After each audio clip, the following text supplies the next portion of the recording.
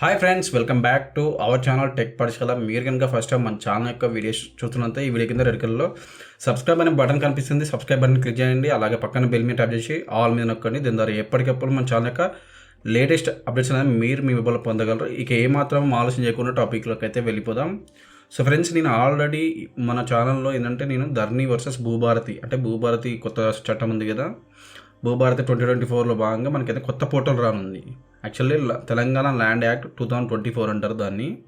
ఆ యాక్ట్లో భాగంగా ఏంటంటే మనకు ఇప్పుడు ధర్ని ప్లేస్, ఏదైతే ధర్ని వెబ్సైట్ ప్లేస్లో భూభారతి అనే వెబ్సైట్ రానుంది. మేబీ 1 మంత్ పడుతుందా 2 మంత్ పడుతుందా అనేది మనం ఎగ్జాక్ట్ టైం అయితే లేదు. సో నేను వస్తే వాటి గురించి కూడా వీడియోస్ చేస్తాను. అందుకోసం దయచేసి మన ఛానల్ అయితే ఫాలో అవుతూ ఉండండి. సో మెయిన్గా ఏంటంటే నేను లాస్ట్ వీడియోలో నేను ఆల్రెడీ చెప్పాను ధర్నికి భూభారతికి ఉన్న మెయిన్ డిఫరెన్సెస్. ఇప్పుడు కొద్దిగా లోపలికి వెళ్ళాలని చూస్తున్నాను, ఎందుకంటే చాలామంది నాకు పర్సనల్గా కామెంట్ చేస్తున్నారు ఈ ఇష్యూ ఉందా ఈ ఇష్యూ ఉందని.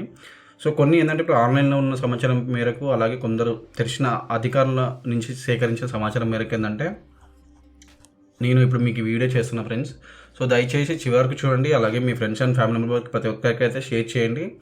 సో నాకు మొత్తం ఇప్పుడున్న ఐడియా ప్రకారం ఏంటంటే మనకు ధర్నితో పోలిస్తే ఇప్పుడు కొత్తగా తీసుకొచ్చిన ఆర్ఓఆర్ యాక్ట్ 2024 ఉంది కదా, అది నేను బెస్ట్ అనుకుంటున్నాను. బట్ ఇంప్లిమెంటేషన్లో ఎలా ఉంటుందో మనం చెప్పలేము. సో అందుకోసం అయితే అది వచ్చిన దాకా చూద్దాం ఫ్రెండ్స్. ప్రస్తుతానికి అయితే ఇప్పుడు ఉన్న సమాచారం మేరకు అయితే ది బెస్ట్ అదే పోర్టల్. అది మనకంటే చాలా సమస్యలు ఉన్నాయి కదా, ఆ సమస్యలు ఎలా సాల్వ్ చేస్తారనేది ప్రధానికి ఒక సొల్యూషన్ అయితే ఉంది. ఇప్పుడు మెయిన్గా కొత్తగా రాబోయే భూభారతి ఉంది కదా, దానిలో రాబోయే మార్పుల గురించి ఇప్పుడు మళ్ళీ అంటే పార్ట్ 2 అనుకోనండి, ధర్ని వర్సెస్ భూభారతి. సో ఇప్పుడు ఆ వీడియో దాని గురించి చెప్పబోతున్నాను. కొన్ని ఇష్యూస్ వల్ల వాళ్ళు భూమి సాగు చేస్తుంటారు, కానీ దాని తర్వాత ఏంటంటే వాళ్ళకు ధర్నీలో వాళ్ళ పేరుతో పాటు పాస్ పుస్తకం కూడా రాలేదు. యాక్చువల్ ఏంటంటే వాళ్ళకు ఇప్పుడు ఎవరైనా కానివ్వండి, ఒక పర్సన్ ఉంటారు కదా, వాళ్ళ పేరు మీద భూమి ఉన్నా కానీ ధర్నీలో పేరు లేకపోవడం, అలాగే ఎలాంటి ట్రాన్సాక్షన్ చేసుకోకపోవడం వల్ల వాళ్ళకి ఏదైనా పాస్ పుస్తకం రాలేదు. ప్లస్ వాళ్ళు ఎలాంటి అంటే ఇప్పుడు అమ్మాలన్నా కూడా కష్టంగా ఉండేది. సో ఇప్పుడు అలాంటి భూములకైతే ఒక మోక్షం దొరకనుంది. అంటే మనకేదంటే ఈజీగా ఇప్పుడు అమ్ముకోవచ్చు. ఎందుకంటే మనకి కొత్త చట్టంలో ఏంటంటే కలెక్టర్ గారే ఇష్యూని సాల్వ్ చేసి మీకు కొత్త పాస్బుక్ అయితే ఇస్తారు. బట్ అది ఎన్ని రోజులు అనేది మనకు ఎగ్జాక్ట్ తెలియదు. సో ఇదొక సొల్యూషన్ అయితే ఉంది రాబోయే కొత్త చట్టంలో, ఆర్ఓఆర్ 2024.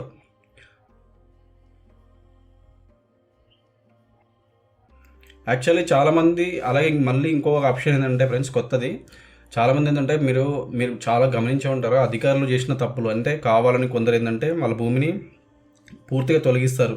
అంటే మా ల్యాండ్ ఎక్స్టెంట్ కొద్దిగా వేరే వాళ్ళతో కలిసిందని, లేదు మాది కొద్దిగా తక్కువ వచ్చిందని. సో అలాంటి సమయాలు ఏంటంటే చాలామంది అధికారులు ఏంటంటే కావాలని ఎవరైతే రైతుల మీద కోపంతో వాళ్ళ భూమిని ధరించి తీసేస్తారు. సో అలాంటి సమయంలో మనం అర్జీ పెట్టుకున్నా కానీ చాలా సమయం పట్టేది. అసలు మ్యాక్సిమం అని అడిగితే వాళ్ళ భూమి మళ్ళీ ధరణిలోకి అయితే రాకపోయేది. కానీ ఇప్పుడు కొత్తగా తీసుకొచ్చే ఏదైతే ఆర్ఓఆర్ యాక్ట్ 2024లో భూభారతిలో మాత్రం ఇది మళ్ళీ తీసుకొస్తున్నారంటే దీనికోసం ఏంటంటే మళ్ళీ కలెక్టర్ గారికి మీరు అప్పీల్ పెట్టుకుంటే అవుతుంది.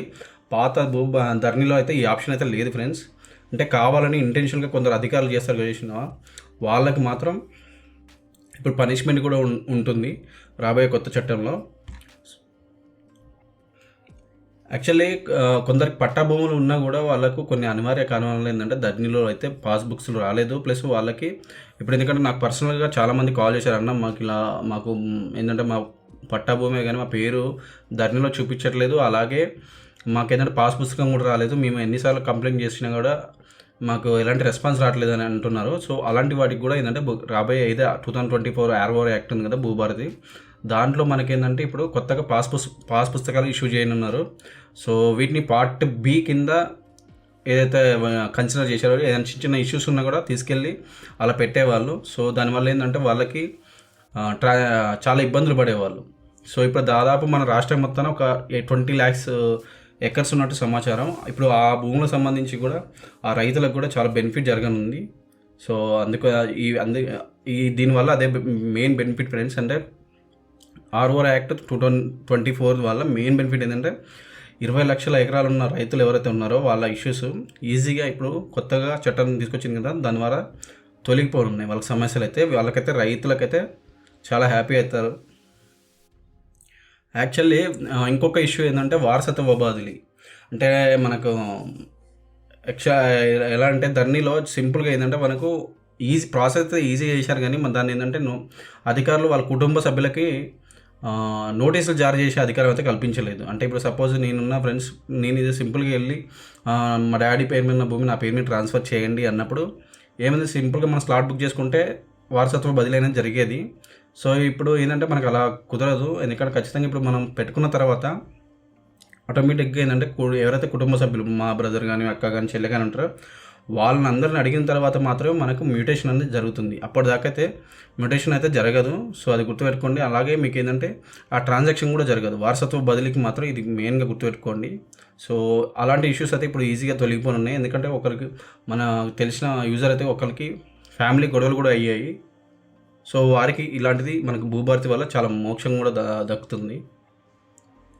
సో ఇప్పుడు అసైన్డ్ భూములకు కూడా పట్టాలు ఇవ్వనున్నట్టు సమాచారం. ఎందుకంటే దాదాపు 24 లక్షల ఎకరాల భూములు అసైన్ భూములు అయితే ఉన్నాయి ఫ్రెండ్స్ మనకి. ఇప్పుడు వాటికి కూడా ఇంతకుముందు ఏంటంటే ధరణిలో అయితే పట్టాలు జారీ చేయలేదు. ఎవరికైతే క్లియర్గా ఉన్న వాటికి మాత్రమే పాస్ పుస్తకాల్లో మనకు ఆ డీటెయిల్స్ మెన్షన్ చేసేవాళ్ళు. ఇప్పుడు అలా కాకుండా జస్ట్ ఇప్పుడు అయినా కొత్తగా ఏంటంటే ఎంక్వైరీ చేసి మళ్ళీ మీరు అప్పీల్ చేసుకుంటే మీకు కొత్తగా పాస్ పుస్తకం అయితే వస్తుంది. అది కూడా అసైన్ ల్యాండ్స్కి, లావణి పట్టాలకు అంటారు కదా, వాటికి కూడా పాస్ పుస్తకాలు వచ్చే అవకాశం అయితే ఉంది. ఒకవేళ మ్యూటేషన్లో ఏమైనా సమస్యలు ఉన్నాయనుకోండి, ఆ సమస్యల మీద మనం అప్పీల్ కూడా చేసుకోవచ్చు. సో అంటే మా బ్రదర్ నాకు తెలియకుండా చేశారు, లేదు నాకు తెలియకుండా భూమి అమ్మారు అంటారు కదా. సో ఇప్పుడు వాటికి సంబంధించి మనం ఇప్పుడు ఈజీగా అప్పీల్ చేసుకునే అవకాశం ఉంటుంది. అప్పీల్ అంటే కంప్లైంట్ ఫ్రెండ్స్, మనం ఈజీగా కంప్లైంట్ చేసుకోవచ్చు. సో అది ఈ కొత్త ఆర్ఓఆర్ యాక్ట్లో అయితే ఉంది 2024లో.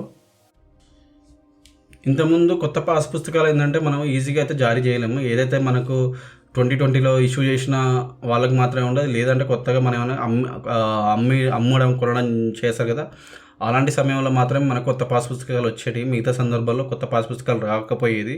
ఇక నుంచి అలా కాదు, ఏదైనా ఇష్యూ ఉన్నది ఆ ఇష్యూ క్లియర్ అయినాక ఏంటంటే కలెక్టర్ గారు కొత్త పాస్ పుస్తకం ఇచ్చే అధికారం కలెక్టర్ గారికి ఉంది. సో ఇక నుంచి వాళ్ళకి కూడా ఎవరైతే ఇష్యూ సాల్వ్ అయినాక ఈజీగా వాళ్ళకి కూడా కొత్త పాస్ పుస్తకాలు అయితే వస్తాయి. అలాగే సాదామైనమా, నేను ఆల్రెడీ లాస్ట్ వీడియోలో చెప్పాను, సాదామైనమా ఉంది కదా, ఎవరైతే ఇంతకుముందు మనకు దగ్గర 10 lakhs పీపుల్, 10 lakhs ఎకర్స్ అయితే వాళ్ళకి సంబంధించి సాదామైన కింద లాస్ట్ 2020 or 2022లో అప్లై చేసుకున్నారు. సో వాటికి సంబంధించి కూడా ఇప్పుడు కొత్తగా పాస్ పుస్తకాలు రాని ఉన్నాయి. బట్ మళ్ళీ కొత్తగా సాదామైనమా స్వీకరిస్తారా లేదో తెలియాల్సి ఉంది. అది మాత్రం గుర్తుపెట్టుకోండి. ఈ సాదామైనమా వల్ల చాలామంది రైతులకు అయితే బెనిఫిట్ జరుగుతుంది. అలాగే నేను చెప్పాను కదా అధికారులపై చర్యలు, ఇది చాలా మెయిన్ అండి. ధరణి వచ్చిన తర్వాత ధరణిలో మెయిన్ చాలా తప్పిదాలు అధికారుల వల్లనే జరిగినాయి నన్ను అడిగితే. సో యాజ్ ఆఫ్ నాకు తెలిసిన వరకు అయితే మన ఈ చట్టం ద్వారా ఎంత తప్పులు జరిగినాయో అధికారుల వల్ల అన్ని తప్పులు అయితే జరిగినాయి. సో వాళ్ళకి సంబంధించి ఇప్పుడు ఇక్కడి నుంచి ఏంటంటే వాళ్ళకి కూడా కేసులు వాళ్ళ మీద ఫైల్ చేయొచ్చు. మనకి ఏమన్నా ప్రాబ్లమ్స్ అనిపిస్తే మనం కలెక్టర్ గారికి ఫిర్యాదు చేయొచ్చు, లేకపోతే ట్రిబ్యునల్ కూడా మనం అప్పీల్ చేసుకోవచ్చు. సో ఇలాంటి ఇష్యూస్ అయితే మెయిన్గా ఎక్కువ ఉంటాయి కాబట్టి చెప్తున్నాను. ఎందుకంటే మనకు లంచాలు కూడా ఇక్కడ ఎక్కువ తీసుకుంటారు కాబట్టి చెప్తున్నాను. మీకు తెలిసి ఉంటుంది, రీసెంట్గా జస్ట్ వాళ్ళ భూమి పేరు మార్చనీకే 2 లక్షలు 3 లక్షలు కట్టిన లంచం తీసుకున్న వార్తలు వచ్చిన సమాచారం మనకు తెలిసిందే. మనకేంటంటే ఇప్పుడు ఈ కొత్తగా భూదారి రానున్న విషయం మనకు తెలిసిందే. ఇప్పుడు ఏంటంటే కొత్త యాక్ట్ ప్రకారం ఏంటంటే కొత్తగా మనకు భూదారి అనేది రానుంది. సో పర్మనెంట్ భూదారు ఉంటుంది, టెంపరీ భూదారు ఉంటుంది. పర్మనెంట్ అనేది ల్యాండ్ సర్వే మొత్తం అయిపోయిన తర్వాత ఇస్తారు. ప్రస్తుతానికైతే మీరు ఏంటంటే జస్ట్ మీరు ట్రాన్సాక్షన్ అంటే అమ్మినప్పుడు కానీ కొన్నప్పుడు కానీ మీకు ఏంటంటే టెంపరీ భూదారు అయితే ఇవ్వనున్నారు. ఈ యాక్ట్లో మనకు బాగా నచ్చిన విషయం ఏంటంటే చిన్నగా ఏంటంటే వాళ్ళు ప్రతిదానికి డిజిటలైజేషన్ చేయాలని చూస్తున్నారు. కర్ణాటకలో ఈ యాక్ట్ ఉంటుంది ఫ్రెండ్స్. ఏంటంటే మనం ఎప్పుడైనా భూమి కొన్నప్పుడు కానీ మనం కనుక సార్ మా భూమిని సర్వే చేసి ఇవ్వండి అంటే వాళ్ళు సర్వే చేసి ఇస్తారు, బట్ ఛార్జెస్ అయితే వర్తిస్తాయి. సో దానికి పెద్ద ప్రాబ్లం ఉండదు ఫ్రెండ్స్. ఎందుకంటే గవర్నమెంట్ సర్వే చేస్తే మనకి ఏంటంటే ఒక అధికారం ఉంటుంది, మన రేపు రోజున కోర్టులో కూడా కేసు వేసుకునే అధికారం ఉంటుంది. కాబట్టి దీనివల్ల నాకు తెలిసి 50% ప్రాబ్లమ్స్ ఏదో ల్యాండ్ ప్రాబ్లమ్స్ ఉన్నాయో అవన్నీ తెగిపోతాయని నేను అనుకుంటున్నాను. సో ఇవి నేను మెయిన్గా మీకు ఈ వీడియోలో చెప్పదలుచుకుంది. ప్రధానికి ఇక్కడ మీకు చూపించాను కదా. సో వీటి వల్ల మెయిన్ బెనిఫిట్స్ అయితే ఇవే ఫ్రెండ్స్. నేను ఇంకా మళ్ళీ కొత్తగా ఏమైనా ఇన్ఫర్మేషన్ వస్తే మళ్ళీ ఒక వీడియో చేస్తాను. ఈ వీడియో కనుక మీకు నచ్చితే మీ ఫ్రెండ్స్ అండ్ ఫ్యామిలీ ప్రతి ఒక్కరికైతే షేర్ చేయండి. చాలా చాలా ఇంపార్టెంట్ ఫ్రెండ్స్ ఇది. ఎందుకంటే మనం అనుకోవచ్చు ఇది నాకేం ఉపయోగపడుతుంది, కానీ తర్వాత మీకే ఉపయోగపడుతుంది. సో ప్లీజ్ దయచేసి ప్రతి ఒక్కరికైతే షేర్ చేస్తారని నేను కోరుకుంటున్నాను. Thank you friends. Have a nice day. Bye bye.